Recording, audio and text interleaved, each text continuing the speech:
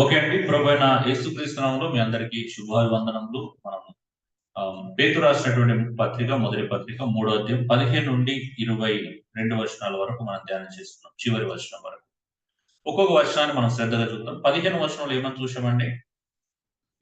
నిర్మలమైన మనస్సాక్షి కలిగిన వారయ్యంట.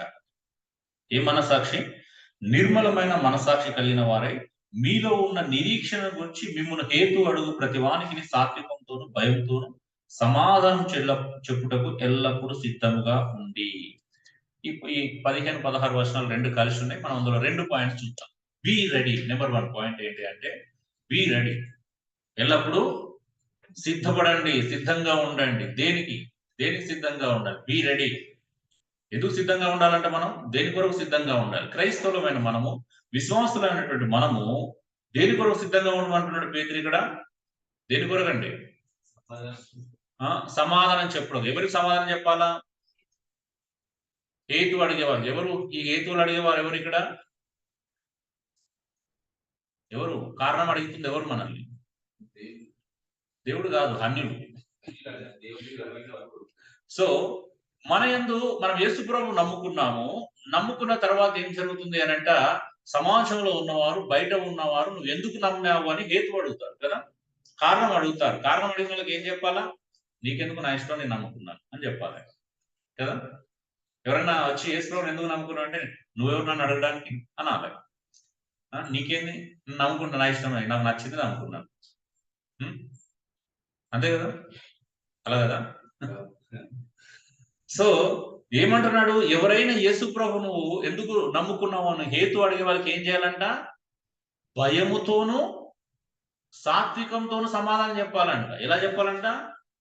దాని ముందు ఇంకో క్యారెక్టర్ ఉంది. ఏంటంటే నిర్మలమైన మనస్సాక్షి ఉండాలంట. ఏముండాలా? నిర్మలమైనటువంటి మనస్సాక్షి అంటే ఎలాంటి కల్మషం లేనటువంటిది, ఎలాంటి అంటే డాగు లేనటువంటిది, అంటే ప్యూర్ గా ఉండాలి. మన మనస్సాక్షి కూడా ఎలా ఉండాలా? యథార్థంగా ఉండాలి, చాలా స్పష్టంగా ఉండాలంట. ఎవరి పట్ల? మన ప్రశ్నలు అడిగేవారి పట్ల. ఈ మాట నుంచి వెళ్ళి 2 విషయాలు మనం ప్రాక్టికల్ గా నేర్చుకోవచ్చు. ఏంటో తెలుసా? ఈ భూమి మీద నువ్వు సువార్త విన్నప్పుడు యేసు ప్రభు నమ్ముకునే హక్కు మీకు ఉంది. అవునా? ఉందా లేదా? హక్కు ఒకటే ఉందా మరి? సో నీ ఇష్టం కదా, ఎవరిష్టం వారు యేసు ప్రభు నమ్ముకునే హక్కు నీకు ఉంది. నీకు తల్లిదండ్రులున్నా, పిల్లలున్నా, లేకపోతే ఒక తండ్రిగా నువ్వు పెళ్ళైన తర్వాత ఒక తండ్రిగా నువ్వు ఉన్నప్పుడు నువ్వు స్త్రీ దగ్గరికి సువార్త వచ్చిందనుకో నీకు నమ్ముకునే హక్కు ఉంది. అవునా? ఒకవేళ పెళ్ళైన తర్వాత ఒక భార్యగా ఉన్నప్పుడు నీకు సువార్త నీకు చెంతకు వచ్చినప్పుడు నమ్ముకునే హక్కు ఆ భార్యకు ఉంటుంది. అవునా? సో నీకు హక్కు ఉంది. నువ్వు యవనస్తునిగా ఉన్నప్పుడు, పెళ్లి కాకముందే నీ దగ్గర సువార్త వచ్చింది అనుకోండి, అప్పుడు నమ్ముకునే హక్కు నీకు ఉంది. అంటే మనలో ఎవరికైనా యేసు ప్రభు గురించినటువంటి తెలియపరిచినప్పుడు నమ్ముకునే హక్కు ఉంది. మనకు రవి నమ్ముకున్నాడు, ఆయన హక్కు అది నమ్ముకోవడం కదా. సువార్త విన్నప్పుడు, సువార్త తన హృదయాన్ని తెరవజేసినప్పుడు ఆయన నమ్ముకునే హక్కు ఉంది. అయితే హక్కు ఒకటే మాట్లాడుతున్నాడు ఇక్కడ దేవుడు. పేతురు పరిశుద్ధాత్మ ద్వారా ప్రేరేపించబడి రాస్తున్నప్పుడు హక్కుల గురించే మాట్లాడండి, బాధ్యత కూడా నేర్పిస్తున్నాడు. అవునా? ఏంటిదా బాధ్యత? మనం చాలాసార్లు హక్కుల గురించి మాట్లాడతాం కానీ బాధ్యతలను విస్మరిస్తాం కొన్నిసార్లు. అవునా? బాధ్యతలను పట్టించుకోం. ఇప్పుడు నాకు సువార్త నమ్ముకునే హక్కున్న స్వేచ్ఛ ఉన్నప్పుడు, హక్కు ఉన్నప్పుడు ఎందుకు నమ్ముకున్నావు అని నాకు తెలిసిన వాళ్ళు నన్ను అడిగినప్పుడు వారికి సమాధానం చెప్పే బాధ్యత ఎవరిది? నాదా, పక్కోళ్ళదా? మనకెందుకు, దేవుడు చూసుకుంటాడు కదా. దేవుడేనా? దేవుడు చూసుకుంటాడా? లేదు లేదు, మా నాయకుడు చూసుకుంటాడు, పాస్టర్. ఇప్పుడు రవి ఏం చెప్పాలి? ఎవరన్నా అడిగితే నాకేం తెలుసు, మా బావ నాకు సువార్త చెప్పిండు, నేను నమ్ముకున్నాను అని చెప్పాలి. అవునా? అలా కదా. నాకేం తెలుసు? ఇప్పుడు చంటి అని మా మామయ్య చెప్పిండు నాకు సువార్త, మా మామయ్య చెప్పారు, వాళ్ళ ద్వారా నేను ప్రభు నమ్ముకున్నాను అనుకో. కళ్యాణ్ కూడా ఎదురైనా మా బాబాయ్ చెప్పిండు కానీ నమ్ముకున్నాను, మా బాబాయ్ని అడుగుకోండి అంటే ఈజ్ ఇట్ రైట్? ఇప్పుడు సమాధానం చెప్పాల్సింది ఎవరు? నీకు నీ సమాజంలో బ్రతుకుతున్నప్పుడు సమాజం నుంచి ఒక వ్యక్తి ఒక ప్రత్యేకమైన జీవితం జీవించాలని వచ్చినావు కదా. యేసు ప్రభువుని నమ్ముకోవడం అంటే అర్థం ఏంటిది? ఈ సమాజం నుంచి సెపరేట్ అవడం కదా, ప్రత్యేకంగా జీవించడం. నిజమే కదండి? సమాజం సెపరేట్ అవడమా, సమాజంతో కలిసి ఉండడమా? సెపరేట్ అవడం. సమాజం నుంచి వెళ్ళి నేను విడిగా ఉంటున్నాను. నేను విడిగా ఉంటున్నప్పుడు అరే నాకు మొన్నటి దాకా నాతో తిరిగావు, ఇప్పుడు ఎందుకు తిరగట్లేదు అని అడుగుతారు కదా. అవునా? అరే మొన్న సినిమాకి రమ్మంటే వచ్చినావు, నాతో మొన్న తాగడానికి వచ్చినావు, ఇప్పుడు సడన్ గా మానేసినావుగా అని అడుగుతారు కదా. ఇప్పుడు అడిగితే ఏం చెప్పాలా? నా ఇష్టం రా అని చెప్పాలా, అంతే. నువ్వెదురు నన్ను అడగడానికి? నా ఇష్టం, నాకు నాకు నచ్చింది చేసినా, ఇప్పుడు నచ్చలేదు, నేను రావట్లేదు. బాగుంటుంది కదా జవాబు? బాగుండదా? వినసొంపు ఉండదా? ప్రాక్టికల్ మనం ఏం చేస్తాం చెప్పినప్పుడు, అలాంటి సమస్య పరిస్థితి వచ్చినప్పుడు అలా చేస్తాం కదా. లేదంటే రివర్స్ అవుతాం, నువ్వు మొన్న అది నాకు చెప్పకుండా చేసి నేను అడిగినానంటూ.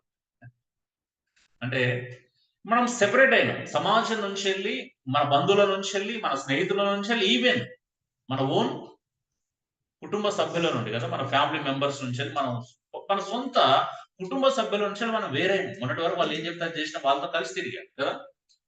మరి సడన్లీగా నువ్వు మారిపోతే పరిస్థితి ఏంటి? ఇప్పుడు మారొద్దని చెప్పట్లేదు, మారాలి. మరి మారితే ఏం చేయాలి నెక్స్ట్?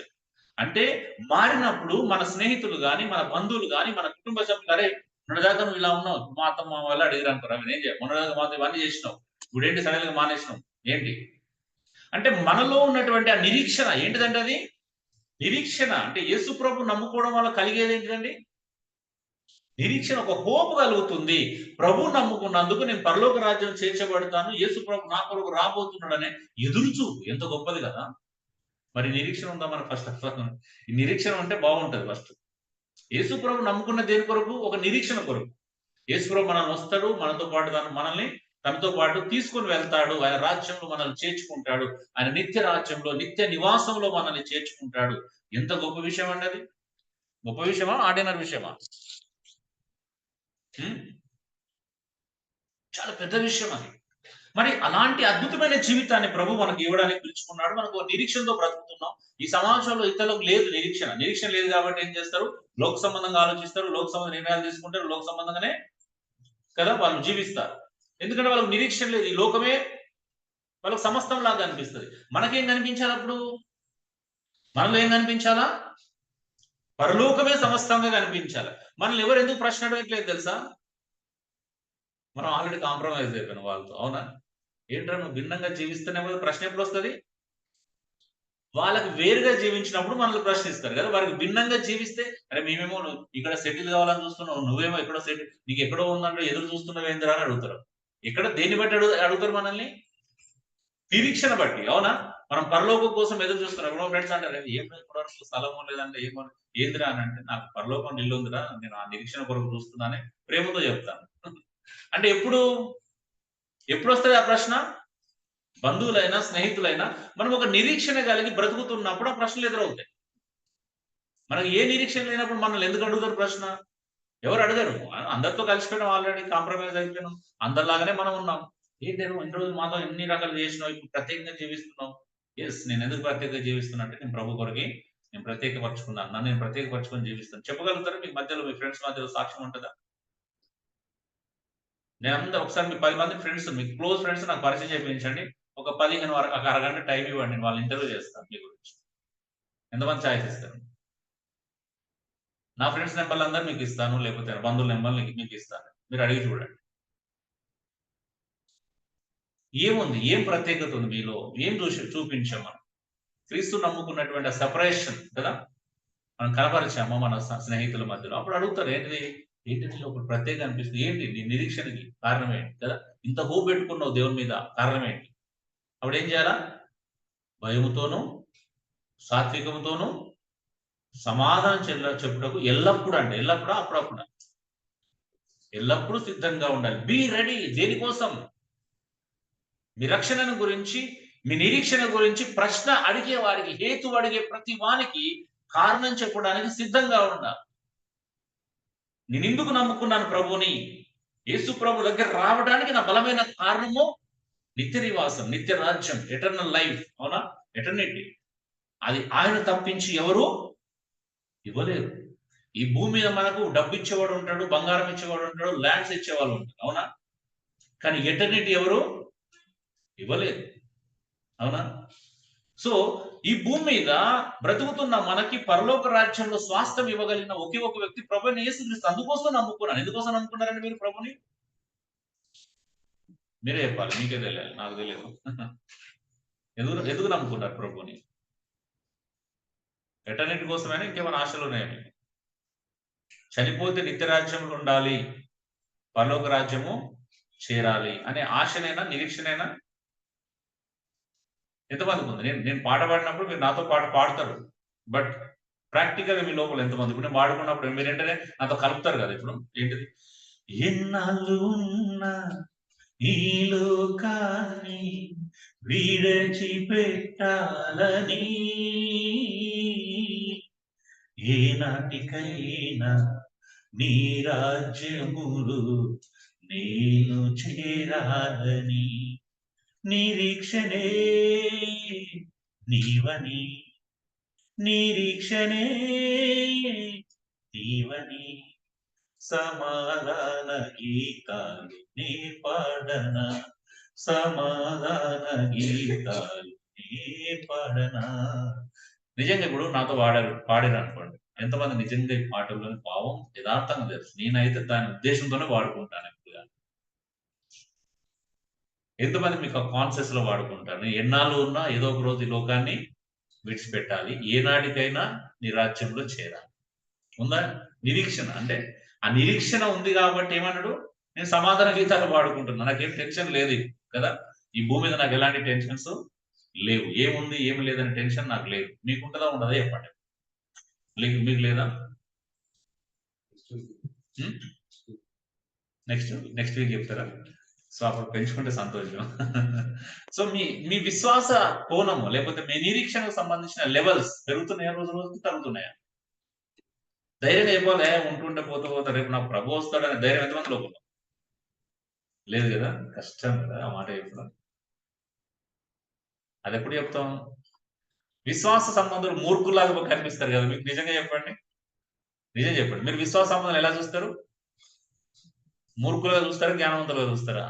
ఇదన్నా చెప్పండి కనీసం. సరే మనకు లేదు, ఒకవేళ మీ ఎదుట ఒక విశ్వాస సంబంధమైన వ్యక్తి కనిపిస్తే మీరు ఎలా చూస్తారు? మూర్ఖులుగా చూస్తారా, జ్ఞానవంతులుగా చూస్తారా? మూర్ఖులు అనుకుంటారు కదా. నిజమా కదా?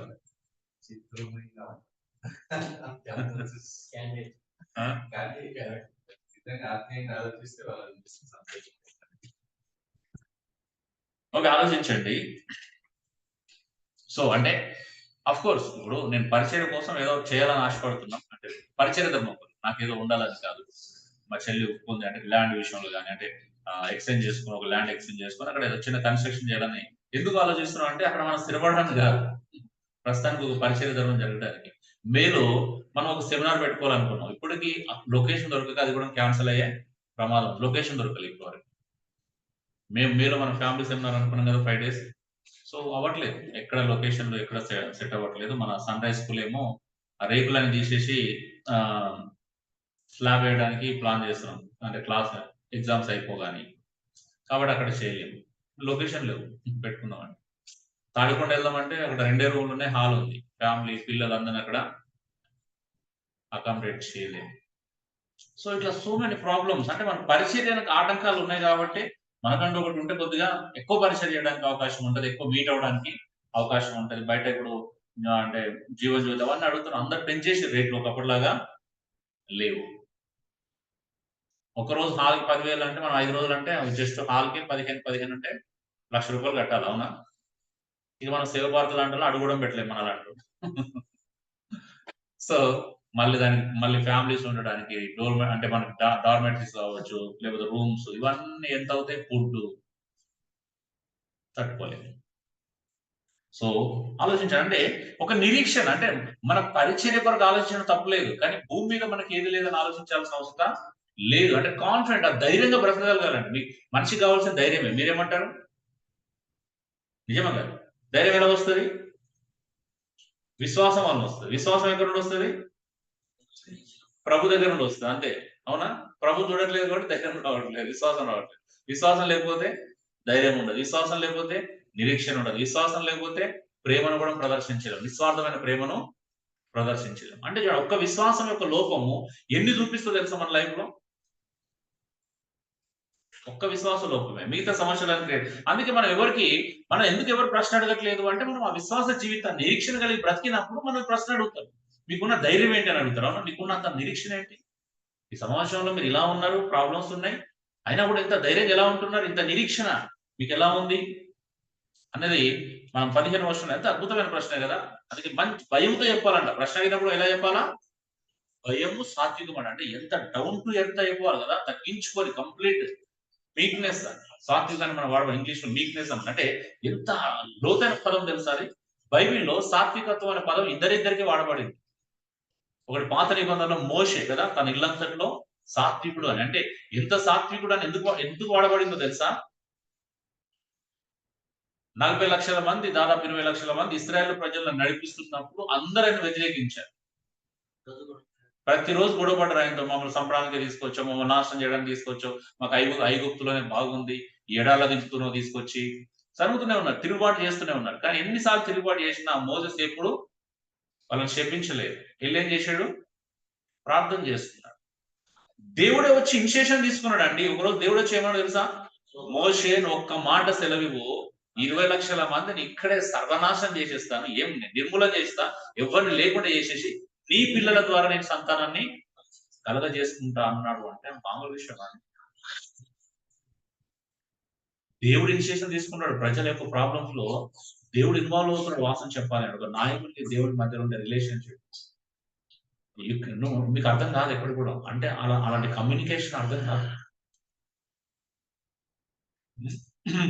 అంటే మోసెస్ ఏమన్నాడు తెలుసా? ప్రభువా, జీవ గ్రంథంలో నా పేరు లేకపోయినా పర్లేదు కానీ నా ప్రజల్ని ఏమవుతున్నాడు. ఏం అద్భుతమైన సన్నివేశం అండి అది.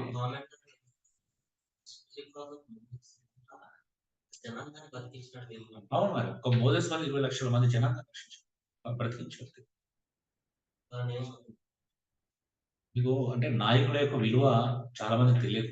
నాయకుల విషయంలో ఆషామాష వ్యవహారంలో మనం క్లియర్ చేస్తాం. పౌలు కూడా అదే నేను అంటే ఏర్పరచబడిన నా రక్త సంబంధుల కోసం అవుతే నేను జీవం నుండి వేరై ఉండకూడదున్నాను. అదే పాయింట్ లో మేము బ్రతుకుతున్నాం. అసలు నేను ఇక్కడ పోవాలా వద్దా అని ఆలోచించినప్పుడు దేవుడు ఏం విశేషం తీసుకున్నాడు తెలుసా అండి? నేను పోవాలా వద్దాను, ఇక్కడ ఏం చేయాలి ప్రభావ నాకు అర్థమైతే లేదు అని అంటే దేవుడు ఉండు అన్నట్టుగా మాట్లాడినాడు. ఇప్పుడు అన్నాడు కదా, అన్న నిజంగా మనకు అర్థం అవుతుందా? ఉండు అని ఎలా చూపించాడు నాకు దేవుడు? మా తమ్ముడు 2 మనుషులను తీసుకొచ్చాడు. ఇద్దరు ఈ రోజు 7 మనుషులు మా ఇంట్లో భోజనం చేస్తారు. వాళ్ళు ఇచ్చే డబ్బులు ఒక 2 వరకు సపోర్ట్ అవుతుంది ఎకనామికల్ గా. అంటే దేవుడు అంటే ప్రజలు విడిచిపెట్టడానికి సిద్ధంగా లేడు ఎప్పుడు కూడా ఆయన. ఎందుకంటే వాళ్ళ కోసం అంత మీ కొరకు అంత ప్రాణం పెట్టినప్పుడు మీరు వదిలేయడానికి ఎందుకు ఇష్టపడతారండి? పౌలు అన్నట్టు మాకు అదే ఇప్పుడు క్రీస్తు ప్రేమ మమ్మల్ని బలవంతం చేస్తుంది. మా నిరీక్షణకు మేము ఉండటానికి గల ఒకే ఒక ఆధారం ఏంటి? క్రీస్తు యొక్క ప్రేమ. ఆయన ప్రేమ బలవంతం చేయడం అంటున్నాం, దేని బట్టి కాదు. మనిషిలో ఒక మార్పు తీసుకొచ్చేది క్రీస్తు యొక్క ప్రేమనే. అది పక్కన పెడితే ఎవరు ఉండవు, ఎవరికెవరు ఉండవు. అప్పుడు స్వార్థం అన్ని మాటలు మాట్లాడవచ్చు. సో డియర్ బ్రదర్స్, మనకు ఒక నిరీక్షణ కలిగినటువంటి వ్యక్తులుగా బ్రతకలేకపోతున్నాం అని అంటే ఎప్పుడు బ్రతుకుతాం? ఆ విశ్వాసము ఆయన కొరకు ఎదురు చూపులో మనం ఉన్నప్పుడే మన సాధ్యం అవుతుంది. సాత్వికుడు అనే పదం మనం మోసెస్ తీసుకున్నాం. రెండోది యేసు ప్రభువు ఒక్కడే మన బైబిల్లో కొత్త నిబంధనలో సాత్వికుడు అనే పదాన్ని చూస్తాం కదా. సాత్వికుడు అంటే అర్థం ఏంటో తెలుసా అండి? కొట్టినా తిరిగి కొట్టకపోవడం. అంటే ఒక రకంగా చెప్పాలంటే తిట్టినా తిరిగి తిట్టకపోవడం, మేలు చేయడం, కీడు అనుభవించడం. ఇప్పుడు నాకు ఎవరు ఏం చేసినా చేయకపోయినా నేను వారి కోసం ఏదో ఒకటి చేయాలనుకో, నిలబడడం మనుషుల కోసం. మనకి ఏమిచ్చినా చేయకపోయినా ఇతరుల కోసం నిలబడడం, నిస్వార్థంగా పనిచేయడం. అంటే వాళ్ళు ఈవెన్ అన్ని అలా చేసినా కూడా మాటలన్నా కూడా ఏం చేయాలి? ఓర్చుకొని క్షమించి లైట్ గా తీసుకోవడం, అంతే. అంటే ఒకవేళ తీసుకోకపోతే దేవుడు ఊరుకోడు. మరి దేవుడు ఏం చేస్తాడు? మమ్మల్ని ఏం మనిషిరా అంటే నువ్వేం సేవకులుగా ఉంటావని ప్రశ్నిస్తాడు. తట్టుకో అంటే అది మామూలు విషయం కాదంటే గుండె పిండి అవుతుంది, మళ్ళా ప్రయాణము కొనసాగించాల్సింది. అంటే క్రీస్తు యొక్క ప్రేమ చాలా అద్భుతమైనదండి. అది మీరు వ్యక్తిగతంగా అనుభవించడానికి ప్రయత్నం చేయండి. సో ఆ సాత్వికం ఎదుగుమంటాడు. అది ప్రతి విశ్వాసం కూడా ఎదగాలి కదా సాత్వికత్వంలో. గలతీలో చూస్తాం కదా 5వ అధ్యాయం, 6వ అధ్యాయం. సో అది అండి. అందుకే మీలో నిరీక్షణ, మీరు రక్షించబడ్డారు, మీరు యేసు ప్రభువుని ఎందుకు నమ్ముకున్నారు అని అడిగే ప్రతి ఒక్కరికి సమాధానం చెప్పే సిద్ధంగా ఉండాలి. అందుకు విశ్వాసం ఉండాలి, నిరీక్షణ ఉండాలి. ఆ ఎదురు చూపు కూడా మన జీవితంలో వాళ్ళకి కనిపించాలి. సో అది విషయం. రెండోది బీ స్టెయిన్లెస్. ఎలా ఉండాలంట? మచ్చ లేని వారుగా ఉండండి, మరక లేని వారుగా ఉండండి. ఎలా ఉండాలా? నిర్మలంగా ఉండాలంట. ఎలా ఉండాలి? నిష్కలంకంగా ఉండాలి, మరకలేని వారిగా ఉండండి. రెండో పాయింట్ చూడండి, అందులో ఏమన్నాడంట, ఈ విషయంలో కంటిన్యూ చేస్తూ ఒక అద్భుతమైన మాటను చెప్పాడు. మీరు సమాధానం చెప్పడానికి ఎల్లప్పుడూ సిద్ధంగా ఉండి మీ హృదయములందు క్రీస్తును ప్రభువుగా ప్రతిష్ఠించుడి. ఎప్పుడండి? మంచిగా వినండి. మన హృదయములందు ఎవరిని ప్రభుగా ప్రతిష్ఠించాలంట? క్రీస్తుని. ఇప్పుడు చెప్పండి, నిశ్చయంగా మన హృదయంలో క్రీస్తుని ప్రభుగా ప్రతిష్ఠించుకున్నామా? మిమ్మల్ని చెక్ చేసుకోండి. మీ ఉద్యోగాల కంటే ఎక్కువగా, లేకపోతే మీ సమస్యల కంటే ఎక్కువగా, మీ పిల్లల భవిష్యత్తు కంటే ఎక్కువగా నిజంగా ఏది మీ హృదయంలో ప్రతిష్ఠించుకున్నారండి? మీ పిల్లల భవిష్యత్తా, మీ కెరీరా, మీ సమస్యలా, మీ పేరెంట్సా? ఏది మీ జీవితంలో ఏది ఉంది? మీరు చెప్పండి. ఇప్పుడు చెప్పగలుగుతారా? క్రీస్తుని మీ హృదయం నిజంగా ప్రతిష్ఠించుకున్నారా? చెప్పగలుగుతారా ధైర్యంగా? సో క్రీస్తుని అంట ప్రభుగా ఫస్ట్ మన హృదయంలో అసలు యేసు ప్రభు దగ్గరికి వచ్చినప్పుడే ఫస్ట్ కండిషన్ ఏంటి తెలుసు? ఏమన్నాడైనా? యేసు ప్రభు అని నోటితో ఒప్పుకోవాలి. ఎంతమంది ఒప్పుకున్నారండి? నేను చెప్పండి. ప్రభుగా పిలవడం గురించి మాట్లాడుతున్నా, ఒప్పుకోవడం గురించి మాట్లాడుతున్నాడు. ఇప్పుడు నా భార్య నన్ను ఏమండి అని అంటే, భర్త అని పిలవడం వేరు, భర్తగా ఇచ్చే స్థానం కదా, ఇచ్చే స్థానం వేరు కదా. హస్బెండ్ అని పిలవడానికి, ఇప్పుడు మన సంఘం ఆఫీసులో కూడా బాస్ అని పిలవడానికి బాస్ అంగీకరించే తేడా ఉందా లేదా? ఉంటుంది. రెండు ఒకటేనా? చాలా తేడా. యేసు ప్రభుని ఇక్కడ పిలువనట్లేదు. ఏమన్నాడు? అంగీకరించాలి, ప్రభుగా యాక్సెప్ట్ చేయాలి. అందుకే మనకు కొండ మీద ప్రసంగం 7వ అధ్యాయంలో ఏమన్నాడు? ప్రభువాన్ని పిలిచినంత మాత్రం పరలోక రాజ్యంలో ప్రవేశించాడు. తండ్రి చిత్త ప్రకారం చేసినోడే ప్రవేశిస్తాడు. మరి మీ ఇష్టం, మనం మనం ప్రవేశించగలుగుతాం. ఒకవేళ మీరు ఈ భూమి మీద అన్ని సాధించుకొని చివరికి పరలోకం పోగొట్టుకునే ప్రవేశం ఏంటి? సో ఫస్ట్ మనం ప్రభుగా ప్రతిష్ఠించుకుంటే తర్వాత మన క్యారెక్టర్ చేంజ్ అవుతుందండి. ఎప్పుడు చేంజ్ అవుతుంది క్యారెక్టర్? సో మంచిగా వినండి. అక్కడ సమాధానం చెప్పి సిద్ధంగా మీ హృదయం నందు క్రీస్తును ప్రభుగా ప్రతిష్ఠించి, అప్పుడు మీరు దేని విషయమై దుర్మార్గులని దూషించబడదురో దాని విషయమై క్రీస్తునందున్న మీ సత్ప్రవర్తన మీద అపనింద వేయవారు సిగ్గుపడదురంట. స్టెయిన్లెస్ గా ఎప్పుడు ఉంటాం? నిష్కలంకంగా ఎప్పుడు ఉంటాం? మరచలేని వారిగా ఎప్పుడు ఉంటాం? మరకలేని వారిగా ఎప్పుడు ఉంటాము అని అంటే, ఫస్ట్ మన హృదయంలో ప్రభువు ప్రతిష్ఠించుకోవాలి. ప్రతిష్ఠించుకోకపోతే మన సత్ప్రవర్తన చూపించలేం జనాలకి. అవునా? ఏం చూపించలేం? సత్ప్రవర్తన, గుడ్ బిహేవియర్ కదా. సో మంచి నడవడికను మనం ఇతరులకు చూపించలేము. ఇతరులకు మన సత్ప్రవర్తనను ప్రదర్శించకపోతే, చూపించకపోతే ఏమైతారు? వాళ్ళు మన మీద వేసే నింద నిజమైతుంది. అప్పుడు నింద నిజమైతే ఎవరు సిగ్గుపడతారు? అప్పుడు దేవుడు మనమే సిగ్గుపడాలి. అందుకే ఏమన్నాడంట? మన మీద అపనింద వేయవారు సిగ్గుపడే విధంగా బ్రతకమంటున్నాడు. అవునా? మనల్ని ఎవరైనా పాయింట్అవుట్ చేస్తే ఏం చేయాలి? వాళ్ళు సిగ్గుపడాలా, మనమా? అంటే మనల్ని ఎవరైనా వేరెత్తి చూపిస్తే వాళ్ళు సిగ్గుపడే విధంగా బ్రతకమంటారు. అవునా? మన మీద నింద వేసే ప్రతి వాడు సిగ్గుపడాలి ఏదో ఒక రోజు. మనం తప్పుగా అర్థం చేసుకున్న వాళ్ళందరూ వాళ్ళు సిగ్గుపడాలి, మనం ఎందుకు సిగ్గుపడాలా? ఓకే, మనం బాధపడడంలో అర్థం ఉంది కానీ సిగ్గుపడడంలో అర్థము లేదు. అవునా? కానీ అపనింద వేయవారు ఎలా ఉంటారు? సిగ్గుపడే విధంగా మనం సత్ప్రవర్తించాలి. అందుకే బీ స్టెయిన్లెస్, మచ్చలేని వారుగా ఉండండి, మరకలేని వారుగా ఉండండి, నిష్కలంకం. ఇంగ్లీష్ లో స్టెయిన్లెస్ అని పదం, బీ స్టెయిన్లెస్ అని కూడా ఏముంటుంది తెలుసా? నిర్మలంగా, నిష్కలంకంగా ఉండమనేస్తారు. అంటే కలంకం లేని వారిగా ఉండాలి. కలంకంగా లేని వారిగా ఉంటేనే ఏమవుతుంది? మన మీద అపనింద వేయవారు సిగ్గుపడతారు. డబ్బుల విషయంలో కావచ్చు, మన క్యారెక్టర్ విషయంలో కావచ్చు, అన్ని విషయాలు. ఒక వ్యక్తి మనం చూసి ఏం లాభం నీ వల్ల అని అంటే అర్థం ఉంటుందా? అసలు క్రైస్తవుడు మాట అనిపించుకోకూడదు కదా. నీ వల్ల ఏం లాభం అనే ప్రశ్న వచ్చింది అనుకో, ఎంత దారుణంగా ఉంటుంది చెప్పండి. ఎవరికి ఉపయోగం నీ వల్ల? భూమికి మన ఉపయోగం అంటే ఎవరికి ఉపయోగం లేని బ్రతుకులు ఉన్నాయి. చాలా డేంజర్ అది. సో రేపు మనల్ని ప్రభు నమ్ముకున్నందుకు దేవుణ్ణి మయపరిచే విధంగా ఉండాలి. అవునా? అవమానపరిచే విధంగా ఉంటే ఎలాంటి మనల్ని బట్టి దేవుడు అవమానపరచబడే విధంగా ఉంటే దేవుడు నమ్ముకున్నాడు ఏం బ్రతుకుతుందంటే మన లోపల పవర్ దేవుడు చూపించాల్సిన పవర్ అది కనబడట్లేదు చాలా మంది జీవితాలు. సో ఆలోచించండి. సో అందుకే మచ్చలేని వారికి ఉండడం అనేది గొప్ప విషయం. మనం చూసాం, యేసు ప్రభు మనల్ని ప్రాణం పెట్టినప్పుడు ఏం చేసినట్ట? మచ్చలేని వారిగా చేయాలనుకుంటున్నారు, నిష్కలంగా ఉండాలని నేను ఆశ. ఎఫెస్ 5:20 చూస్తాం. కలంకం లేని వారిగా ఉండాలి అంటే సమాజంలో కూడా దేవుడు మనం ఎలా చూడాలనుకుంటున్నాడు? కలంకం లేని వారిగా చూడాలనుకుంటున్నాడు. ఎలాంటి పాపము లేని వారిగా, ఎలాంటి మన మీద ఏమంటారు? నిందారహితమైనటువంటి వ్యక్తులుగా, దోషరహితమైన వ్యక్తులుగా, అంటే దోషం మోపిన, నేరం మోపిన, నేరం ఎప్పటికీ మన మీద మోపబడిన నేరం అబద్ధం అని తేలాలి. మన మీద వేసిన నింద ఒక అబద్ధం, ఒక కట్టుకథని, ఒక కల్పించబడినటువంటి మాటగా మిగిలిపోవాలి. అది అండి క్రైస్తవ జీవితం అంటే. అందుకే మంచిగా వినండి. ఏ విషయంలో మనం దూషించబడదామో క్రీస్తునందున్న మీ సత్ప్రవర్తన మీద అపనిందవే. ఎక్కడున్నది ప్రవర్తన? క్రీస్తునందు. మన క్రీస్తునందు ఉంటే, యేసు ప్రభును మన హృదయంలో ప్రతిష్ఠించుకుంటే, మనం క్రీస్తునందు అన్ని విషయాలలో, అన్ని ఏరియాలలో సత్ప్రవర్తన కలిగి జీవిస్తాం. సో ఇది 2 పాయింట్గా మీరు చూడొచ్చు. మూడోది అద్భుతమైన విషయం మనం చూస్తున్నాం. 17వ వచనం. దేవుని చిత్తం ఇలాగున్న ఎడల కీడు చేసి శ్రమపడ్డ కంటే మేలు చేసి శ్రమపడుటే బహు మంచిది. Be suffered. ఏంటిది? ఏం చేయాలండి? శ్రమలు అనుభవించండి, శ్రమపడండి. దేని కొరకు? ఎందుకొరకు? దేవునికి మేలు కలిగించడానికి. అంటే ఎందుకోసం మనం శ్రమపడాలా? దేవునికి మేలు కలిగించడానికి, దేవుని హితం చేయడానికి శ్రమపడమంట. దేవుని చిత్తం ఇలా ఉంది. ఎలా ఉంది దేవుని చిత్తం?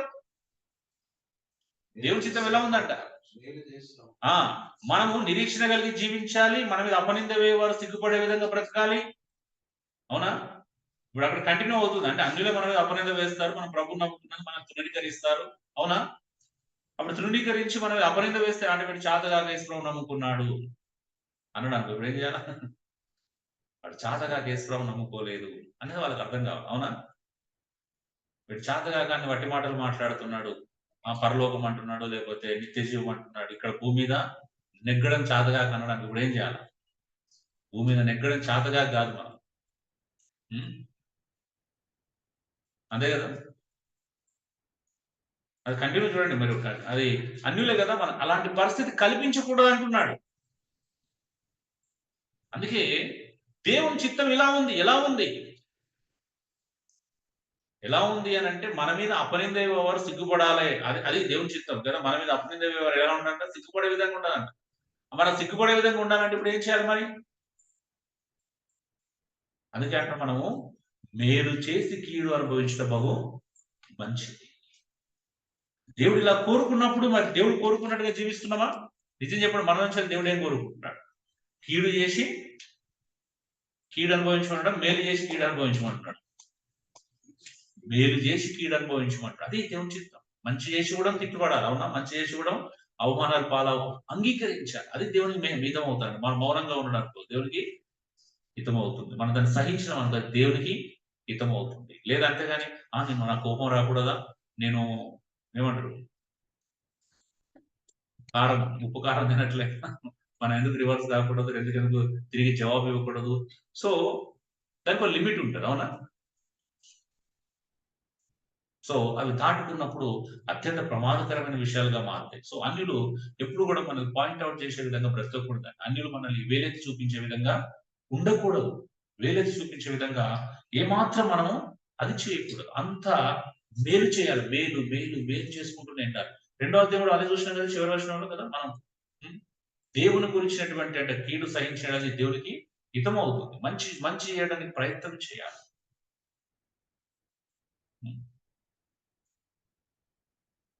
సో డియర్ బ్రదర్స్, అంటే క్రైస్తవ జీవితం చాలా ఉన్నతమైనది, అద్భుతమైనది. దాన్ని తీర్చిదిద్దుకోండి, దాన్ని ఆలోచించండి, ప్రాక్టీస్ చేయండి. దాన్ని ఒకరు చేయకపోతే మళ్ళీ ఈ ప్రసంగం అంతా వేస్ట్. మీకు ఇదంతా విన్నదంతా వేస్ట్. యాకోబు చెప్పినట్టు మనం వాక్యం దాని ప్రకారం జీవించకపోతే విన్న వాక్యం అంతా నిష్ప్రయోజనం. మీరు బియ్యం బస్తాలు వేయించుకొని ఒక స్టోర్ రూమ్ లో మూల పెట్టేసి ఎవరైనా 5-10 సంవత్సరాలకు వాడకపోతే ఏమైంది అంటే పురుగు పడిపోతుంది. మరి తెచ్చుకున్నది ఎందుకు? వాడుకోవడానికి కదా. అట్లా నిష్ప్రయోజనం చేయం కదా మనం దేన్ని. మరి ఎందుకు వస్తున్నాం? మనం వినడానికి, నేర్చుకోవడానికి, ఇతర క్షేమాభివృద్ధి. మరి విన్నది ఏం చేయాలి? ప్రాక్టీస్ లో పెట్టాలి కదా. మరి ఎందుకు ప్రాక్టీస్ లో పెట్టలేకపోతున్నాం? మళ్ళీ ఇక్కడ నుంచి బయటకు వెళ్ళగానే మీరు యాజ్ యూజువల్ గా ఎందుకు జీవిస్తున్నాం అంటే ఇక్కడ లోపం జరుగుతుంది కదా, ఇక్కడ ప్రాబ్లం ఉంది. మనం సహవాసాన్ని సీరియస్ అంటే మళ్ళీ ఇక్కడికి వెళ్ళారు. ఇప్పుడు బయటకు వెళ్ళిపోగానే మీరు మళ్ళీ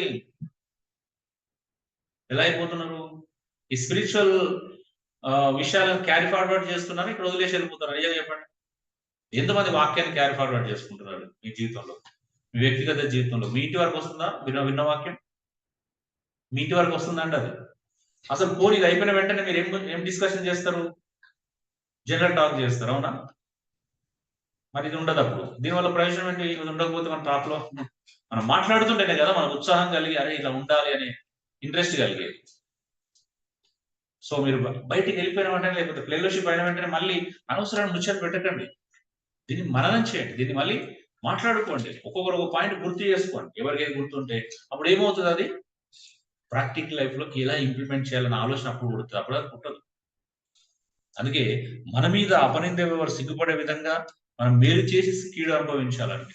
మేలు చేసి కీడు అనుభవించడం అద్భుతమైనటువంటి విషయం. క్రైస్తవ జీవితానికి అది ఎంతో ఎంతో ఎంతో క్షేమకరమైనటువంటి విషయం అండి. తర్వాత విషయం చదువుదాం. సో బీ సఫర్డ్ అని చూసాం మనము. దాదాపు ఎన్ని పాయింట్ చూసామండి? 4 పాయింట్ చూసామా? 3 చెప్పండి. ఓకే, 3.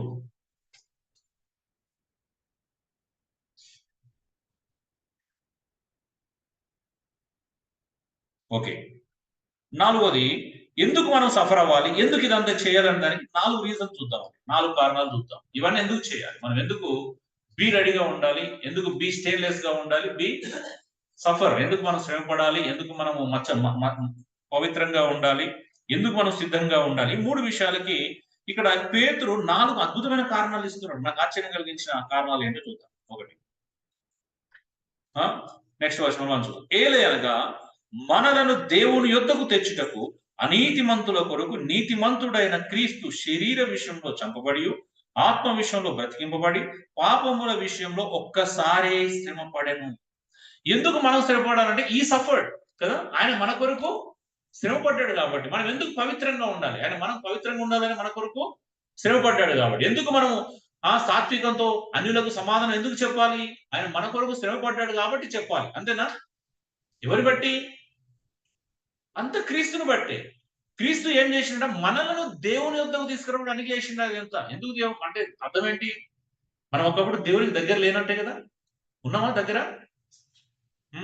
మీరు చూడండి, ఎన్ని సందర్భాలు అన్యుల గురించి ప్రస్తావన వచ్చినప్పుడు గలతీ 4:8-9 వచనాలు ఒకప్పుడు మీరు దేవుడు లేని ప్రజలు అంటాడు, కానీ ఇప్పుడు దేవుని చేత ఎరగబడిన వారు అంటాడు. ఒకప్పుడు దేవుడు లేని వారు, కానీ ఇప్పుడు దేవుని చేత ఎరగబడిన ప్రజలు అంటాడు. ఎఫెసీ 2:1 కూడా ఏమంటాడు, అన్ని జనులను ఉద్దేశించి పౌలు ఒకప్పుడు మీరు ఏమన్నాడు, దేవుడు కాబట్టి మీరు మునుపు శరీర విషయంలో అన్ని జనులు అయి ఉండి దేవుడు లేని వారుగా ఉన్నారంటాడు కదా. అంటే అన్ని జనులు ఎప్పుడు ఒకప్పుడు దేవుడు లేదు మనకి. 2వ అధ్యాయంలో కూడా చూస్తాం, ఎఫెసీ పత్రిక 2వ అధ్యాయంలో కూడా మనం ఏం చూస్తున్నాం, మనం అంటే మన ఇష్టానుసారంగా బ్రతికేమంట, మన శరీరం యొక్క మనసు యొక్క కోరికలు నెరవేర్చుకుంటూ ఇష్టానుసారంగా బ్రతికాం. యెషయా ప్రవచించినట్టు మన పాపములు మన దేవునికి అడ్డుగా వచ్చినాయి. అంటే మన పాపం ఏం చేసిందంటే మన దేవునికి దూరస్తులను చేసింది, అవునా? ఇప్పుడు క్రీస్తు ఏం చేసిండు, దూరంగా ఉన్న మనల్ని దేవుని యొద్దకు తీసుకొచ్చిండు. అందుకోసం ఆయన శ్రమపడ్డాడంట, అందుకోసం శ్రమపడ్డాడు, అందుకోసం ఆయన మరణించాడు, అందుకోసం ఆయన సమాధి చేయబడ్డాడు. సమాధి చేయబడిన తర్వాత ఏం చేసినట్టు ఆత్మచేత ఆయన తిరిగి బ్రతికించబడ్డాడు, లేపబడ్డాడు. అంటే యేసుక్రీస్తు నీ కొరకు ఇంత చేస్తే మనం ఎంత చేస్తున్నాం, ఏం చేస్తున్నాం అనేది ఇక్కడ ప్రధానమైన ఈ సఫర్. మనం ఎందుకు సఫర్ కావాలి, మనం ఎందుకు పవిత్రంగా ఉండాలి, మనం ఎందుకు అన్యుడు అడిగితే సమాధానం చెప్పడం సిద్ధంగా ఉండాలి, అది కూడా భయంతోనంట కదా. సాత్వికంతో ఎందుకు సిద్ధంగా ఉండాలి, అంత నిర్మలమైన మనస్సాక్ష్యాలు ఎందుకు బ్రతకాలి, ఎందుకు బ్రతకాలి అంటే యేసుక్రీస్తు నీ కొరకు చేసింది అంతా ఇంత కాదు. అందుకే పేతురు చాలా అద్భుతమైన జవాబు ఇస్తున్నాడు. ఇందుకోసం ఏలయనగా మనలను దేవుని యొద్దకు తెచ్చుటకు అనీతిమంతుల కొరకు నీతిమంతుడైన క్రీస్తు చంపాడు. మనం ఎవరమండి? అనీతిమంతులం, నీతిమంతులం. ఒకప్పుడు రోమపత్రికలో చాలా భయంకరమైన మాటలు ఉంటాయి కదా, అనీతిమంతులు అంటాడు, అవిధేయులు అంటాడు, దేవుడు లేని వారు అంటాడు, ఇంకా అజ్ఞానులు అంటాడు కదా, బలహీనులు అంటాడు. అంటే మన ఇన్ని పరిస్థితులు మన ప్రభువులోకి రాకముందు, దేవుని దగ్గర రాకముందు మన జీవితం చాలా విభిన్నమైనది, భిన్నమైనది. అనీతిమంతులైన మన కొరకు ఎవరు చనిపోయారు? క్రీస్తు నీతిమంతుడు చనిపోయాడు. ఇప్పుడు మనం కూడా ఏం చేయాలి, మన చుట్టూ వాళ్ళు ఎలాంటి వాళ్ళైనా మనం నీతిమంతులుగా ఆ సత్ప్రవర్తన కలిగే జీవించాలి. అది ఎగ్జాంపుల్ చూపిస్తున్నాడు మనకు. మాదిరి ఎవరు ఇక్కడ? పేతురు ఎవరు చూపిస్తున్నాడు మాదిరిగా? ఇవన్నీ చేయడానికి, మనం సఫర్ అవడానికి యేసుక్రీస్తును మాదిరిగా చూపిస్తున్నాడు. అందుకే అనీతిమంతుల కొరకు నీతిమంతుల క్రీస్తు శరీర విషయంలో చంపబడ్డాడంట, ఆత్మ విషయంలో బ్రతికింపబడి పాపముల విషయంలో ఒక్కసారే శ్రమ పడేది. అంటే యేసు మరలా వచ్చి మన కొరకు ఇంకా సిలువ వేయబడు, అవునా? మానవుని యొక్క పాపం నుండి దూరం చేయడానికి ఒక్కసారి యేసు మరణించాడు, ఒక్కసారి శ్రమ పడ్డాడు. మరలా వాళ్ళు శ్రమ పడతారండి ఇప్పుడు? అవసరము ఉందా? లేదు. ఇంకా యేసుప్రభు మరలా శ్రమ పడడు. యేసుప్రభు మరలా శ్రమ పడడు. అంటే మన అందరి కోసం ఒక్కసారి శ్రమ పడ్డాడు. మరి దాన్ని మనం గ్రహించాలి కదా, దాన్ని విలువిస్తున్నావా? అయ్యో నా కొరకే కదా, నేను తప్పు చేయకూడదనే కదా, నేను పాపం చేయకూడదనే కదా యేసుక్రీస్తు నా కొరకు మరణించాడు. ఆలోచన చేస్తారండి ఇప్పుడు? ఎంతమంది చేస్తారు అలా? అయ్యో నా కొరకే కదా, నేను ఇలా ఉండకూడదనే కదా యేసు నా కొరకు మరణించింది. అవునా కదా? నా ఆలోచన మారాలి, నా ప్రవర్తన మారాలి, నా అన్ని మారడానికి యేసు నా కొరకు మరణించాడు. మళ్ళీ నా కొరకు మరణించిన ప్రభువును మళ్ళీ నా ప్రవర్తన ద్వారా సిలువేయొచ్చా? ఒక దగ్గర పౌలు అంటాడు కదా మాట, ఏమన్నాడు? మళ్ళా మీ ప్రవర్తన ద్వారా, అంటే బాహాటంగా ఆయనను సిలువ వేసి ఆయనకు అవమానకరంగా జీవించడం అంటే అర్థం ఏంటి? సిలువ వేయడం అంటే అర్థం ఏంటిది? ఆయనకు అవమానకరంగా జీవించడం. అవును కదా? ఆయన నామానికి అవమానకరంగా జీవించడం. ఆయన చెప్పినట్టు మీకు తెలుసా అండి, మీరు యేసు ప్రభు చెప్పినట్టు చేయకపోతే ఆయన సిలువ వేస్తున్న విషయం తెలుసా మీకు? ఎంతమంది తెలుసు? యేసు ప్రభు చెప్పినట్టు చేయట్లేదంటే దాని అర్థం ఏంటి తెలుసా? మీరు మళ్ళీ ఆయన ఏం చేస్తున్నారు? సిలువ వేస్తున్నారు. రైట్ అనేది దయచేసి రియలైజ్ అవ్వండి, ఏడవండి, దుఃఖపడండి. ప్రభా నా వల్ల నువ్వు మళ్ళీ సిలువ పడుతున్నావు, మనుషులను బట్టి కాదు ఇక్కడ ఈ మాట మాట్లాడేది. అవునా? ఎవరి వారు పరీక్షించుకోవాల్సినటువంటి మాట. అంటే మన సమాజంలో మన చుట్టూ ఎవరు ఎలా ఉన్నా మనం మాత్రం సిలువ చేసుకొని మన ప్రవర్తన ద్వారా, మాట ద్వారా. ఓకే, అంటే మనం దినదినము సిలువ వేయబడుతున్నామా? అంటే మన సిలువ మళ్ళీ క్రీస్తుని వేస్తున్నాం. మనం సిలువ వేసుకోవట్లేదంటే అర్థం ఏంటిది? 100% యేసుక్రీస్తును మళ్ళీ సిలువ వేస్తున్నట్టే. అందుకే మనం ఇవన్నీ భరించాలండి. ఒక్కసారి శ్రమ పడ్డాడు, ఈ సఫర్డ్, అందుకోసం మనం అవన్నీ చేయాలి. ఇంకెందుకు చేయాలనేది ఒక అద్భుతమైన విషయం మరొకటి చూస్తున్నాం 5 పాయింట్లో. దేవుని దీర్ఘశాంతం ఇంక కనిపెట్టుచుండినప్పుడు పూర్వం అంట నోవాహు దినంలో ఓడ సిద్ధపడుచుండగా అవిధేయులైన వారి యొద్దకు, అనగా చెరలో ఉన్న ఆత్మల యొద్దకు ఆయన ఆత్మరూపంగానే వెళ్ళి వారికి ప్రకటించెను. ఆ ఓడలో కొందరు, అనగా 8 మంది నీటి ద్వారా రక్షణ పొందిరి. దానికి సాదృశ్యమైన బాప్తిసం ఇప్పుడు మిమ్మల్ని రక్షించున్నది. అదేదనగా, అంటే ఏం చేసిండంటే ఆయన ఈ సేవ్, ఇంకేం చేశాడు ఆయన? రక్షించుకున్నాడు. ఆయన ఎవరు రక్షించుకున్నాడు? మనల్ని రక్షించుకున్నాడు, అందరిని రక్షించుకున్నాడు. ఆయన ఈవెన్ నోవహు దినంలో అయితే ఆయన ఆత్మరూపుగా వెళ్ళి అనేకులను ఆయన సువార్తను ప్రకటించి రక్షించుకున్నాడు అని చెప్తున్నాడు. ఎంతమందినంట? 8 మందినే. ఎవరు? నోవాహు, తన భార్య, తన 3 కుమారులు, 3 కొడుకులు, కోడలు. 8 మందిని మాత్రమే రక్షించుకోగలిగాడు. అంటే ఇప్పుడు మనల్ని ఏం చేస్తున్నాడు? మనల్ని ఆ సాదృశ్యమైనటువంటి బాప్తిసం ద్వారా మనల్ని కూడా ఏం చేస్తున్నాడు? రక్షించుకుంటున్నాడు. రక్షకుడు ఆయన. మన ఇంత కష్టపడి, ఇంత శ్రమను ఉంది, ఇంత చేసి మనం రక్షించుకుంటే మనం ఏం చేస్తున్నాం? రక్షణ కాపాడుకుంటున్నాం అండి మనం. మీరు అనుకుంటున్నారా మేము నమ్ముకున్నాం అయిపోయింది, ఎప్పుడో బాప్తిసం తీసుకున్నాం, డైరెక్ట్ గా పరలోకానికి టికెట్ అని ఎంతమంది అనుకుంటారు చెప్పండి? ఎంతమంది డైరెక్ట్ వెళ్ళిపోతారు పరలోకానికి రేపు ఏమన్నా అయితే? కన్ఫర్మేషన్ ఎంతమందికి ఉంది? అష్యూరెన్స్ ఎంతమందికి ఉంది? నిశ్చయిత ఎంతమందికి ఉందండి? అనుకుంటే అయిపోయిందా? అయిపోలా. చాలా ఉంది మనం చేయాల్సింది. అయిపోతే ఇంత బాగానే ఉంటుండే. దేవుడు మనల్ని రక్షించుకున్నాడు. ఆ రక్షణకు తగినట్టు బ్రతుకుంటున్నాడా? రక్షణకు వ్యతిరేకంగా జీవించుకుంటున్నాడా? రక్షణకు తగినట్టుగానే బ్రతుకుంటున్నాడు కదా. అంటే అర్థం ఏంటిది? అన్యజనుల మధ్యలో మన వల్ల ఎప్పుడు దేవునికి అవమానము జరగకూడదు. మన చుట్టూ ఉన్న ప్రజల మధ్యలో దేవునికి మన వల్ల అవమానం కలగడు. మన మీద నింద వేసినోడే సిగ్గుపడే విధంగా బ్రతుకోనే కదా దాని అర్థం. ఆ రక్షణలో ఉండమంటున్నాడు. రక్షణలో కొనసాగి ఎందుకు ఇవన్నీ చేయాలి? మళ్ళీ మొదటి నుంచి వస్తే ఏముంటది? ఎందుకు నువ్వు అన్యజనులకు సమాధానం చెప్పడానికి సిద్ధంగా ఉండాలి? ఎందుకు నువ్వు మచ్చలేని వారిగా ఉండాలి? ఎందుకు నీవు మేలు చేసి కీడు అనుభవించాలి? ఎందుకు నువ్వు శ్రమ అనుభవించాలి? మంచి చేసినా కూడా ఎందుకు నువ్వు శ్రమను అనుభవించాలి? నువ్వు మంచి చేసి మేలు చేసి కూడా నువ్వు ఎందుకు శ్రమను అనుభవించాలంటే మొదటి రీజన్ ఏంటిది? యేసు ప్రభు మన కొరకు శ్రమ అనుభవించాడు కాబట్టి మనం శ్రమ అనుభవించాలి. యేసు ప్రభు మన కొరకు మనం రక్షించుకున్నాడు కాబట్టి, అవును, మనం రక్షించుకోవడానికి మరణించాడు కాబట్టి మనం ఇవన్నీ చేయాలి. 3 చేయాలి. ఆయన రక్షించుకున్నాడు కాబట్టి ఇవన్నీ చేయాలా? అంతేనా? రిలేటెడేనా? సో ఇంకొక మాట కూడా మనం చూద్దాం. ఇంకేం చేశాడంట? రక్షించుకోవడం మాత్రం వదలేదంట. ఏం చేశాడంట? వారికి సాదృశ్యమైన బాప్తిసం ఇప్పుడు మేము రక్షించున్నది అదేమనగా శరీర మాలిన్యము తీసివేయట కాదు గాని యేసుక్రీస్తు పునరుత్థాన మూలముగా దేవుని విషయమైన నిర్మలమైన మనస్సాక్షినిచ్చు ప్రత్యుత్తరమేనంటారు. ఏంటిదది? సో 6 పాయింట్ ఏమని రాసుకోవచ్చు? ఈ sanctified us. అవునా? ఏం చేశాడు ఆయన? మనల్ని పరిశుద్ధపరిచాడు. రక్షించుకోవడం మాత్రమే కాదు, ఆయనను మన శుద్ధులుగా ఉండాలని కోరుకుంటున్నాడు. అవునా? ఆయన మనల్ని పరిశుద్ధపరిచాడు. ఏంటిదంటే బాప్తిసం ద్వారా ఏం జరుగుతుందంటే శరీర మాలిన్యం పోదంట. బాప్తిసం తీసుకున్న తర్వాత ఒంటి మీద మురిగిపోతుందా? అది శరీర మాలిన్యాన్ని తీసివేసేది కాదంట. వాస్తవం చెప్పాలంటే నీళ్ళు బాగాలేకపోతే ఇంకెక్కువ మాలిన్యం వస్తుంది, అందులోకి బయటకు వస్తుంది. అవునా? బాప్తిజం తీసుకున్నాం. పాపం రాజుకైతే మేము భయంకరమైన ప్రదేశంలో బాప్తిజం ఇచ్చాం. అదొక మాకు టెర్రిఫిక్ ఎక్స్పీరియన్స్. రాజు బాప్తిజం ఇచ్చాం. పిచ్చోళ్ళగా తిరిగి కారు వేసుకుని ఎక్కడెక్కడ చూరారం ఆ ఏనీలో కూడా తెలియదు. సో అక్కడ వెతుకొని ఇచ్చాను రఘు, నేను పిచ్చోళ్ళగా వెళ్ళిపోయాను అంట. అప్పుడు డ్రమ్ ఆలోచన నాకు ఉంది కానీ ఎందుకో రఘు బయటకు పోదామంటే అట్లా వెళ్ళిపోయాను. అవి భయంకర నీళ్లు, అంటే మురుగు, అంటే చెరువు అంతా ఏదో ఉంది అది చిత్రంగా.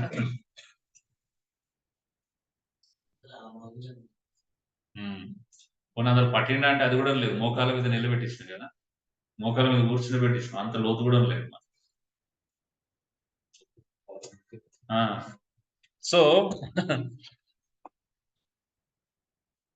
So dear brothers and sisters, అంటే దేవుడు బాప్తిసం అనేది మన శరీరాన్ని శుద్ధి చేయదు. దేన్ని శుద్ధి చేస్తుందంట? యేసుప్రభు నమ్ముకున్నది ఎక్కడ శుద్ధి కావాలా?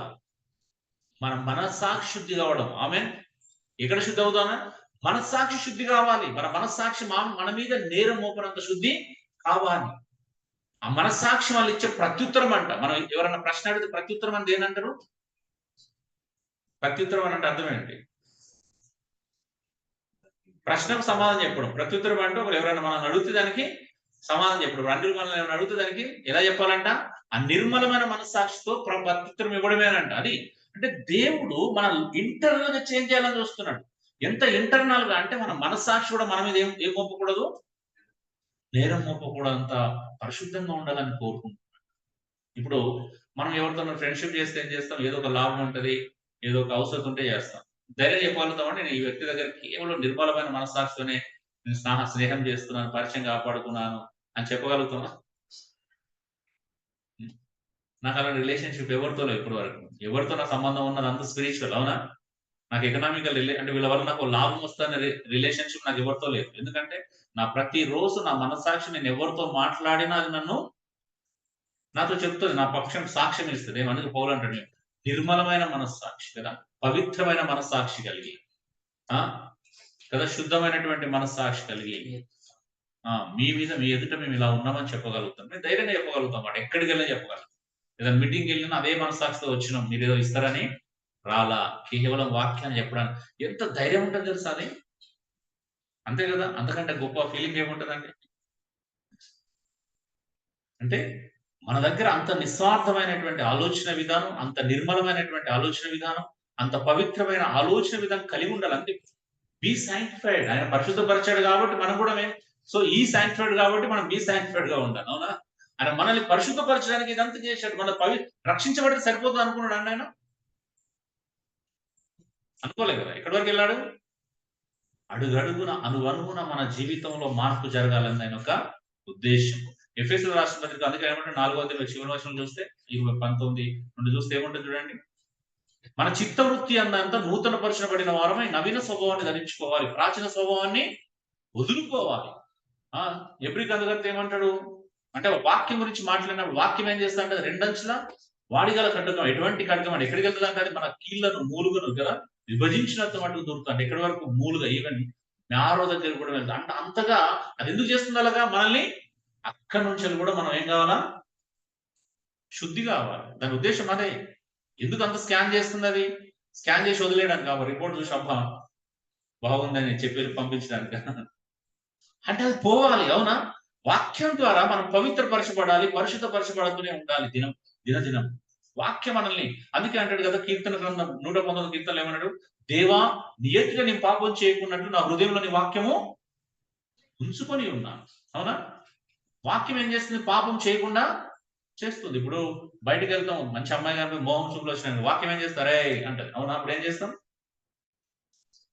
తిప్పుకోవాలి. అవునా కదా? ఆలోచన రాకుండా నేను ప్రభు బిడ్డని, నేను అలా చూడకూడదు, అలా ఆలోచన చేయకూడదు. అంటే ప్రతి క్షణము వాక్యం మన హృదయంలో భద్రపరుచుకుంటే మన జీవితంలో అడుగడుగున మనల్ని ఏం చేస్తుంది? కాపాడుతుంది అది. అందుకే దేవుడు ఇచ్చినటువంటి రక్షణలో అది అత్యంత ప్రధానమైన. రక్షించబడితే సరిపోదు, మనం పరిశుద్ధంగా జీవించాలి. ఎంత పరిశుద్ధంగా అంటే నిర్మలమైన మనస్సాక్షి వల్ల కలిగే ప్రత్యుత్తరం దొరకాలంట. అందుకే మనం ఇతర సందర్భాలు కూడా చూసినప్పుడు కొలస్సీలో 3వ అధ్యాయంలో 4వ అధ్యాయం చివరి వచనం చూసినప్పుడు ఏమంటాడు? లోకంలోనంట మన సంభాషణ ఉప్పు వేసినట్టుగా రుచికరంగా ఉండాలంట. ఎలా ఉండాలి? ఉప్పు వేసినట్టుగా ఉండాలి. మన మాటలు ఎలా ఉంటాయి? ఇంట్లో వాడితే సరిగా ఉండవు, మనం బయట ఎంత ఉప్పు వేసిన ప్రయోజనం లేదు. సో మన లైఫ్ లో అడుగడుగునా చేంజ్ కావాలా. నేను చెక్ చేసుకుంటా మా నాన్నతో ఎలా ఉంటాను, మా అంటే లేకపోతే ఏమవుతుంది? మాటలు ఈవెన్ కనీసం మనం మాటలతో కూడా హర్ట్ చేయకుండా ఉండడానికి ప్రయత్నం చేయగలం.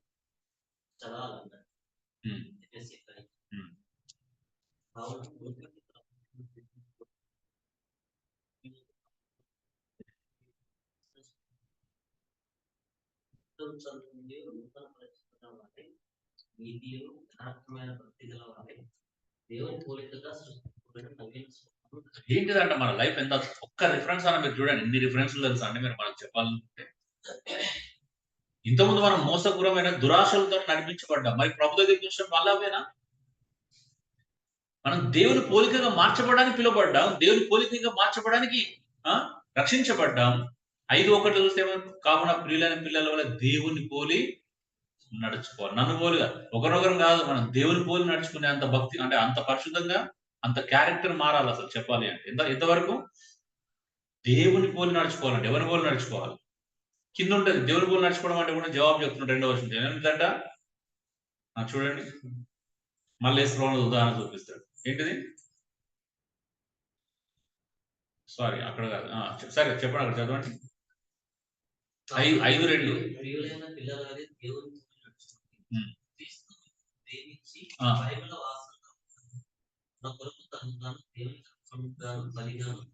యేసుక్రీస్తు తనను తాను మన కొరకు బలిగా అర్పణ ఎందుకోసం అర్పించుకున్నాడంట? మనం సువాసన కలిగి జీవించడానికంట. ఎంత అద్భుతమైన మాట.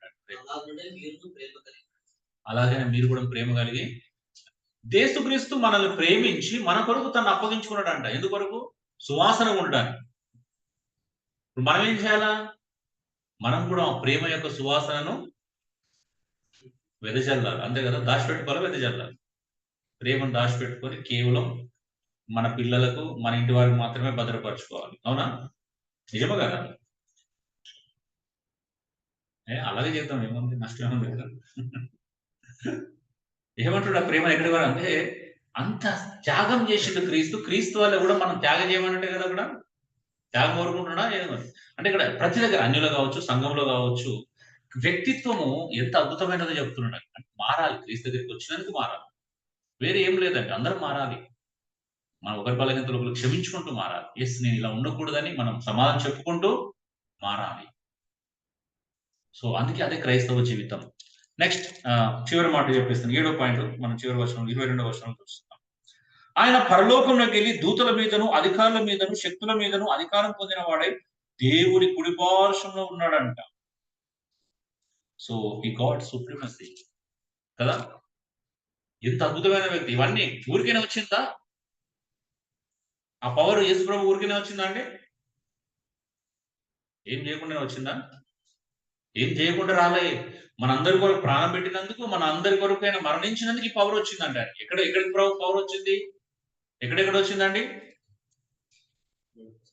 దూతల మీదను కదా, పరలోకంలో, అంటే పరలోకంలో ఆయన పరలోకం వెళ్ళి దూతల మీదను, అధికారుల మీదను, శక్తుల మీదను అధికారం పొందిండంట. ఊరికి వచ్చింది ఆయనకి.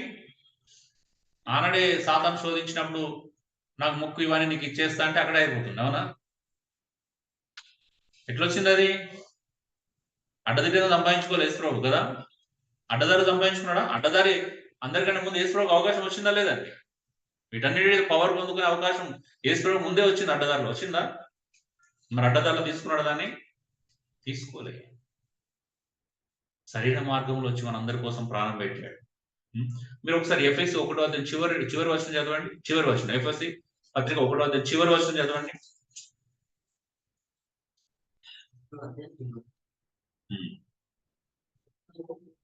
21 నుంచి 21 నుంచి ఆయన బలాతిశయము చేత క్రీస్తును ఏవి మంచిగా సమస్తమైన ఆధిపత్యం కంటేను, అధికారం కంటేను, శక్తి కంటేను, ప్రభుత్వం కంటేను, యుగం నందు మాత్రమే కాకుండా పేరు పొందిన ప్రతి నామం కంటేను ఎంతో హెచ్చుగా పరలోకమైన దేవుడు అంటే యేసుక్రీస్తును ఎంతో హెచ్చించాడండి. భూమి మీద పరలోకంలో కూడా పేరు పొందిన ప్రతి నామం కంటే ఈ భూమి మీద పరలోకమందును యుగమందును అన్ని యుగములు ఎందును అన్నిటికంటే అంట శక్తి కంటే, ప్రభుత్వం కంటే, అధికారం కంటే, అన్నిటికంటే కూడా యేసుక్రీస్తుకు ఉన్నతమైనటువంటి స్థాయి ఇచ్చండి. సుప్రీమసీ అందుకంట వాడ చాలా శక్తివంతమైనటువంటి స్థానం కల్పించినట్టుగా మనం చూస్తా ఉన్నాం. అవునా? సమస్తాన్ని ఏం చేసినాడు దేవుడు ఆయన పాద కింద ఉంచండి. గెలవడం వేరు కదండి. గెలిస్తే వచ్చే ఆనందం వేరు, ఎవరైనా వట్టిగా వస్తే ఆనందము వేరు. గెలిస్తే వస్తే రావాలా మనకి ఏదైనా అద్భుతంగా ఉంటుంది. గెలవాలి మీరు మీ జీవితంలో, మీ బలహీనతల్లో, మన జీవితంలో అన్నిటి గెలవాలి మనం. సో యేసుక్రీస్తు గెలిచడం ద్వారా సాధించుకున్నాడు. అందుకే ఏం చేశాడంటే దేవుడు ఆయనని చివరి వచనంలో అప్పుడు ఆ సంఘమునకు ఆయన శిరస్సుగా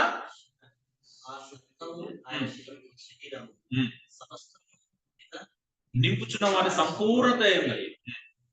సరే, ఈ చివరి మాట చెప్పి నేను ముగిస్తాను. మీరు ఏమన్నా అర్థం చేసుకున్నారు చెప్పండి. ఇక్కడ 22వ వచనంలో సంఘం అంట ఆయన నింపుచున్న వారి సంపూర్ణత ఉన్నదంట. దాని అర్థం ఏంటి? ఇంగ్లీష్ లో చూడండి ఏముంది. సంఘము కంప్లీట్నెస్ ఆఫ్ క్రైస్ట్ అంట అండి. తెలుసా దాని యొక్క సీరియస్నెస్? మనమే క్రీస్తు యొక్క సంపూర్ణత అంట. ఆమెన్. ఎవరు సంపూర్ణత? క్రీస్తు యొక్క సంపూర్ణత. మనల్ని చూస్తే క్రీస్తుని చూసినట్లు ఉండాలా. మనమే క్రీస్తు యొక్క సంపూర్ణత. అంటే మనం అంటే కూడా ఇండివిజువల్ గా మాట్లాడట్లేదు కదా. సంఘం ఇండివిజువల్ సంఘం ఇంగ్లీష్ ఏముందన్న ఎవరన్నా? Church is Christ. Church is completeness of Christ. ఏం పవర్, ఎంత అద్భుతమైన పదం చూడండి. అంటే సంఘము క్రీస్తు యొక్క సంపూర్ణత అండి. ఆయన ఏమి లేకుండా, ఏ వీక్నెస్ లేకుండా మనం అన్ని రకాలుగా నింపాలని చూస్తున్నాడు. అవునా? మనం ఏం చేస్తున్నాం? రిజెక్ట్ చేస్తున్నాం. నాకు వద్దు ప్రభా, నువ్వు వేరే వాళ్ళు చూసుకో, నీలాగా నేను మారను. అంతే కదా. మా పాస్టర్ ఉన్నాడు, ఆయన పట్టుకో, ఆయన ఈజీగా మారుతాడు. మేము ప్రభు మీ దగ్గరికి వచ్చి ఇప్పుడు మనం మారుస్తా అంటే ఏం చేస్తారని రిజెక్ట్ చేస్తారా, యాక్సెప్ట్ చేస్తారా? మీ వ్యక్తిత్వాన్ని మార్చాలని ప్రభు ఆరాటపడుతున్నప్పుడు మీరు రిజెక్ట్ చేస్తారా, యాక్సెప్ట్ చేస్తారా? మిమ్మల్ని తనలాగా మార్చుకోవాలని ఒక సంకల్పం కలిగి మీతో మాట్లాడుతున్నప్పుడు మీరు ఏం చేస్తారు? రిజెక్ట్ చేస్తారా, యాక్సెప్ట్ చేస్తారా? నిజం చెప్పండి. యాక్సెప్ట్ చేస్తున్నారా? పోనీ మీ ఆధ్యాత్మిక జీవితం కోసం మీకు ఇచ్చే సలహాను మీరు తీసుకోగలుగుతారా? మీ మేలు కోరి మీ ఆధ్యాత్మిక జీవితం కొరకు మీరు ఎక్కడుంటే క్రీస్తు సార్పికులకు మార్చబడతారు, ఏం చేస్తే మీరు యేసు క్రీస్తులాగా మారుతారు అనే సలహా నిజంగా మీరు తీసుకోగలుగుతారు, లోబడగలుగుతారు. ఒకవేళ నిజంగా మీరు యాక్సెప్ట్ చేసినట్లయితే, క్రీస్తు కొరకు మీరు యాక్సెప్ట్ చేస్తా అంటున్నారు కాబట్టి అడుగుతారు.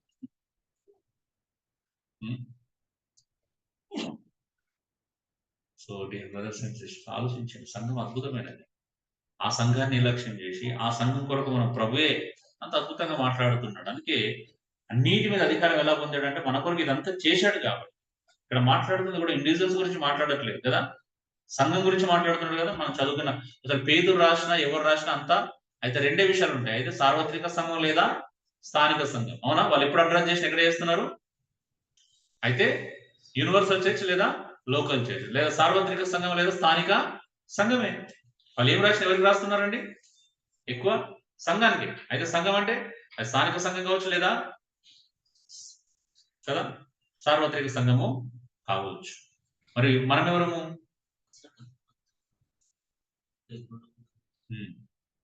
మనం ఎవరు మరి? సంఘమే కదా, మనకే కదా ఇదంతా. కొన్ని పర్టికులర్ ఇది మనకు అప్లికేబుల్ కాదని ఎవరైనా చెప్పగలుగుతామా?